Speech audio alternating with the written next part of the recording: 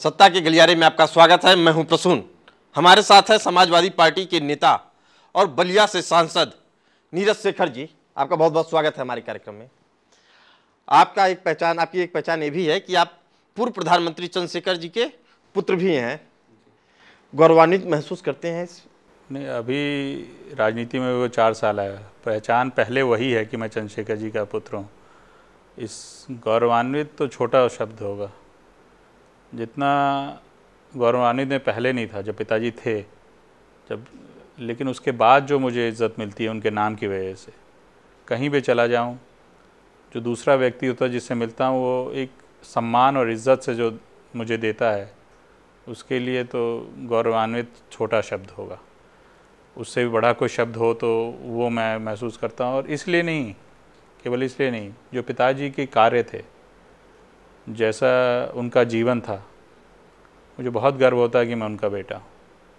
एक सच्चे समाजवादी, और जो बिल्कुल बिना सिवाय अपने देश के बारे में सोचना और कोई उनका जीवन में और किसी बात पे वो इतना ध्यान नहीं देते थे।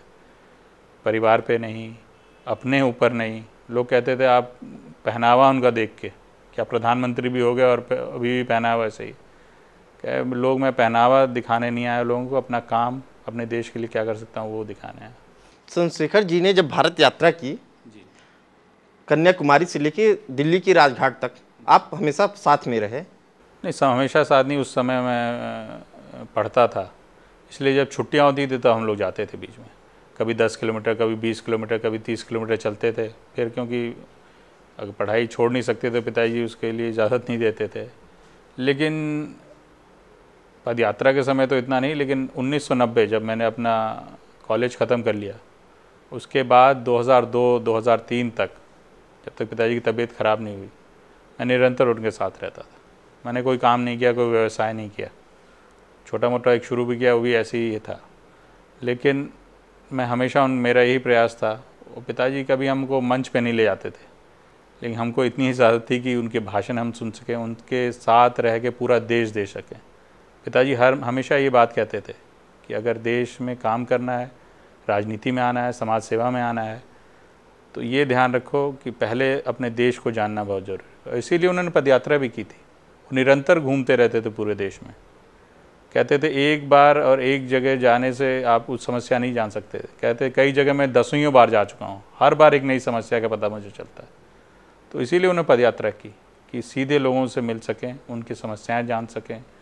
उस समय 1983 में उन्होंने कहा था कि जल पानी की हमें बहुत समस्या आने वाली है। जो 7 समस्याएं उन्होंने रखी थी, कुपोषण की समस्या, जो गर्भवती माताएं उनको हमको भोजन देने का होना चाहिए, शिक्षा, स्वास्थ्य, ये सारी समस्याएं उन्होंने तब बड़े इस पे गंभीर प्रश्न उठाए थे। क्योंकि आज़ादी के बाद उस पर हम लोग इतना ध्यान दिए नहीं। आज स्थिति इतनी बिगड़ चुकी है, सबसे ज़्यादा कुपोषित बच्चे हमारे देश में, पूरी दुनिया में। आपको मानस पुत्र भी कहा जाता है चंद्रशेखर जी का। आप उनके काफ़ी करीब रहे, 2 पुत्र हैं उनके, आप छोटे पुत्र हैं, फिर भी मानस पुत्र आप ही को कहा गया। नहीं, मानस पुत्र मैं इस बात से इत्तेफाक नहीं रखता। पिताजी ने कभी दोनों पुत्रों में कोई फ़र्क नहीं किया। ये ऐसी बात है क्योंकि और उन्होंने हम दोनों लोगों को राजनीति में अपने, जब तक वो जीवित रहे, कभी बढ़ावा नहीं दिया। आप जानते होंगे पहले मेरा नाम भी कई लोग नहीं जानते थे, लेकिन ऐसा कुछ हुआ, घटनाएं ऐसी घटी उनके बाद कि मैं राजनीति में आ गया। मेरे बड़े भाई भी राजनीति के इच्छुक हैं और कुछ कर भी रहे हैं, लेकिन ये हुआ कि मैं सांसद बन गया, इसलिए मेरा नाम उभर के आ गया, और कोई बात नहीं है। मानस पुत्र और पिताजी ने किसी को ऐसा चुना हो कि इसको मेरे आगे करना है, ऐसा नहीं है। उन्होंने तो कहा था काम करोगे तो राजनीति में आ जाओगे, नहीं करोगे तो जो कर रहे हो करना। कहा जाता है आपको राजनीति में लाने का एक श्रेय अमर सिंह जी को भी जाता है, आप इससे इत्तेफाक रखते हैं? अमर सिंह जी को श्रेय जाने की बात नहीं है, श्रेय तो पूरा हिंदुस्तान को जाता है। नहीं, हिंदुस्तान की बात नहीं है। मैं राजनीति में आना चाहता था, लेकिन समाजवादी पार्टी में आने का सबसे बड़ा श्रेय नेताजी का है। उन्होंने, जब मैं मुलायम सिंह यादव जी का, मुलायम सिंह जी, उनको हम लोग समाजवादी पार्टी के लोग और कई को प्यार से नेताजी बुलाते हैं। तो उन्होंने कहा, मुलायम सिंह जी ने, जब पिताजी की 13वीं थी, वो आए थे। उन्होंने, जब मैं तब तक उनको पता चल गया था कि मैं राजनीति में आना चाहता हूँ। उन्होंने मुझे, और फिर उनके बाद भी मिला मैं उनसे, सब नेताओं से मिला था। राजनीति में किसी पार्टी में, दल में जाने से पहले मैं सब नेताओं से मिला था। तो नेताजी एक, सब ने यही आग्रह किया कि हमारी पार्टी में आ जाइए, हमारी पार्टी। नेताजी ही अकेले थे, मुलायम सिंह जी, जिन्होंने कहा तुम किसी भी पार्टी से लड़ोगे, मेरा समर्थन तुम्हारे साथ रहेगा। भाजपा से भी लड़ोगे तब भी तुम्हें मैं समर्थन दूंगा, क्योंकि वो हमेशा पिताजी को बलिया में समर्थन देते थे। वहाँ समाजवादी पार्टी का कोई उम्मीदवार खड़ा नहीं होता था। तो एक मन में ऐसे ही मेरे को लगा कि यही एक व्यक्ति है जिसके साथ रहे, और मेरे को लगता है मेरा सही, वो आपका फैसला सही था। आज जो सम्मान हम इस पार्टी में मिलता है और जो इज़्ज़त मिलती है, उसके लिए मैं हमेशा उनका ऋणी रहूँगा। इस पार्टी में जो सम्मान मिलता है, जो इज्जत मिलती है, उसमें कमी बेसी भी आई थी। बीच में आपके भतीजे थे पप्पू सिंह, उनका चुनाव लड़ने की बात हुई, अमर सिंह जी ने खुलकर समर्थन किया था इस मुद्दे पे आपका? मैं बिल्कुल कहता हूँ कि अमर सिंह जी ने बहुत प्रयास किया, लेकिन कुछ परिस्थितियाँ ऐसी थी, अंदरूनी मामला है पार्टी का, मैं सार्वजनिक मंच से नहीं कहना चाहूँगा, लेकिन कुछ परिस्थितियाँ थी, वो बात हो गई। अब आगे बढ़ना है, आगे काम करना है। हम लोग का लक्ष्य अब 2012 है, अब पीछे मुड़ के नहीं देखना है। इसलिए नहीं कि समाजवादी पार्टी को सत्ता में लाना है, इसलिए क्योंकि इस जो सरकार अभी है, अगर ये रही तो उत्तर प्रदेश का क्या हाल होगा अगले 5 सालों में, वो भगवान ही मालिक होगा। इसलिए हम लोग चाहते हैं कि समाजवादी पार्टी सत्ता में आए। अमर सिंह जी कहते हैं कि मैंने नीरज शेखर के लिए बहुत कुछ किया, लेकिन नीरज शेखर ने मुझे धोखा दे दिया, मेरे साथ नहीं। मैं इसके लिए उनसे इत्तेफाक नहीं रखता हूँ। जो उन्होंने मेरी मदद की, वो मैं समझता था कि मेरे को समाजवादी पार्टी से मदद मिल रही है।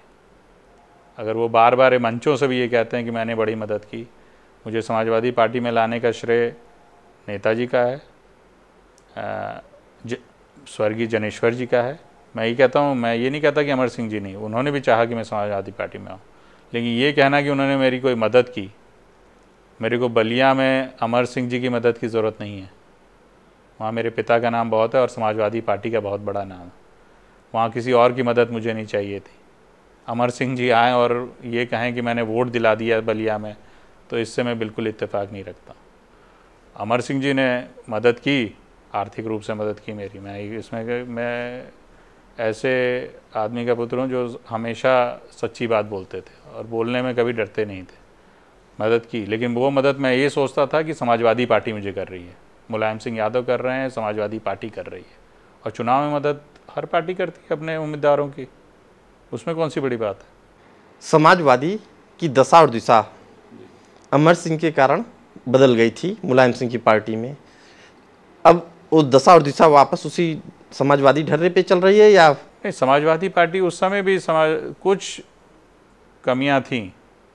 जो समाजवादी पार्टी ग्रास रूट पे काम कर रही थी, वो तब भी वैसे ही काम कर रही थी। तब भी हम किसानों के मुद्दे पे लड़ाई लड़ते थे, गरीबों के मुद्दे पे, छात्रों के मुद्दे पे लड़ाई लड़ते थे, और अब भी लड़ रहे हैं। और समाजवादी पार्टी निरंतर लड़ती है, ये नहीं कि चुनावी वर्ष में लड़ती है। चुनावी, आप जानते हैं पिछले 4 साल से मैं पार्टी में हूँ, और मैं गिनती नहीं कर सकता उंगली में कि कितने हम लोग ने धरना प्रदर्शन किया होगा, कितनी बार कलेक्ट्रेट पे हमने लड़ाई लड़ी होगी, कितनी बार लखनऊ में हमने लड़ाई लड़ी होगी, ये मैं गिनती से आपको नहीं बता सकता। समाजवादी पार्टी एक दिन निश्चय नहीं करती कि हमें महापंचायत करनी है। हम लोग की लड़ाई निरंतर चल रही है इस सरकार से, क्योंकि ये सरकार बहुत गलत काम कर रही है उत्तर प्रदेश के लिए। चाहे किसानों का मामला हो, चाहे मजदूरों का मामला हो, चाहे छात्रों का मामला हो, चाहे बेरोजगार नौजवानों का मामला हो, सिवाय मूर्ति और स्मारक बनाने के अलावा कुछ नहीं हो रहा है। तो इसलिए हम लोग निरंतर लड़ाई लड़ रहे हैं। समाजवादी पार्टी के सिद्धांतों और उसमें कोई ऐसा परिवर्तन नहीं आया है, ग्रास रूट पे वैसे ही काम हो रहा था। लेकिन अब जो नेता अपनी बात नहीं कह पाते थे या अपने कार्यकर्ता बात नहीं, वो सीधे अपने नेता तक पहुंच पा रहे हैं अब, ये बहुत बड़ा परिवर्तन। भारत यात्रा जब चंद्रशेखर जी ने की तो उनका एक मकसद था कि उन समाजवादियों को एकजुट करके प्रशिक्षित किया जा सके, शिक्षित किया जा सके कि समाजवादी विचारधारा के तरीके से कैसे तौर तरीके से लड़ाई करें इस जनतंत्र में, लोकतंत्र में। ये अब एक था उसमें से। हाँ, एक था। जी। अब वो प्रयास बंद हो चुके हैं जी। अब मुद्दा केवल समाजवादी में होता है पद और प्रतिष्ठा का। आप इससे इत्तेफाक रख रहे हैं?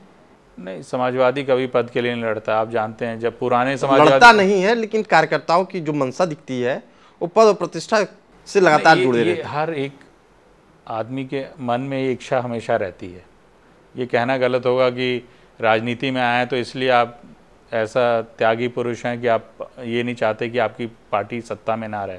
ऐसा कहना कोई कहता है तो गलत कहता है।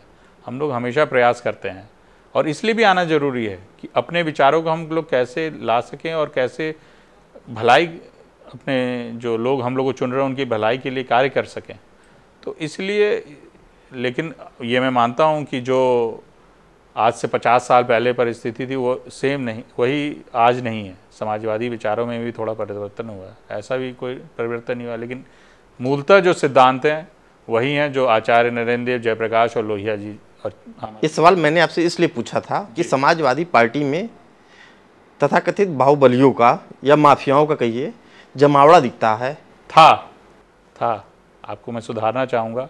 आप आज बताएं कौन है, आप एक नाम लेके बताएं आज के दिन में कौन ऐसे हैं जो, कुछ लोग हो सकते हैं लेकिन कई राजनीतिक केसेस होते हैं। आप एक नाम बताएं आज के दिन। मैं नहीं बता पाऊँगा, लेकिन अगर आपको पता है तो मैं ज़रूर प्रयास करूँगा कि नेताजी उस पर कुछ कदम उठाएं। लेकिन जितने लोग थे, हम लोग का प्रयास है समाजवादी पार्टी का, और एक यही पार्टी है जो प्रयास कर रही है कि जो बाहुबली हैं, जिनका समाज में नाम उनका ठीक नहीं है, उनको अपनी पार्टी से निकाला जाए, चाहे उससे हमें नुकसान ही हो। और नुकसान होता भी है, लेकिन नुकसान होना अच्छा है। पार्टी की छवि ठीक होनी चाहिए, पार्टी के काम अच्छे होने चाहिए। कहा जाता है कि जितने भी बाहुबली थे, चाहे अतीक अहमद हो, मुख्तार अंसारी हो, राजा भैया हो, इस सत्ता के हिसाब से दल बदलते थे। कहना चाहूँगा राजा भैया का नाम बदनाम किया जाता है, वैसे है नहीं जैसे उनकी आप लोग ने, मीडिया ने उनकी छवि बना दी है। अतीक अहमद मैं जानता हूँ, चाहे आपने मुख्तार जी का नाम लिया, वो सब लोग अब पार्टी में नहीं हम लोगों के, लेकिन वो उनकी पहुंच हमेशा बनी रहती है। नहीं, अब वो पहुंच थी, वो सत्ता आएगी तो फिर करीब नहीं, कोई नहीं आएगा। आप देखिएगा ना कि परिवर्तन हुआ, ये सब पार्टी में बैठ के विचार हुआ है, ऐसे नहीं हुआ है।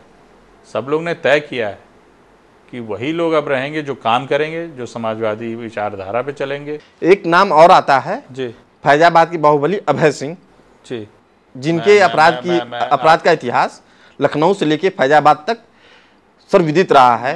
कई माफियाओं से उनके संबंध रहे, समाजवादी के करीबी माने जाते हैं। जिला पंचायत अध्यक्ष चुनाव भी उन्होंने फैजाबाद में जितवाया। मैं आपसे क्षमा चाहूँगा, मैं अभय सिंह जी का नाम पहली बार सुन रहा हूँ, मैं उनको नहीं जानता। अब उनकी बात पे, उनके ऊपर कोई टिप्पणी करना मेरे लिए ठीक नहीं होगा। मैं इनके बारे में पता करूँगा, लेकिन मेरे को जहाँ तक विश्वास है वो समाजवादी पार्टी में नहीं है। अगर होंगे तो मैं पता करूँगा। अभय सिंह आपके मुँह से मैं पहली बार नाम सुन रहा हूँ, मैं ज़रूर पता करूँगा अगर कोई बात ऐसी है तो। सत्ता के गलियारे में हमारी गर्मा गर्म बहस जारी है। चलते रहिए मैजिक टीवी के संग।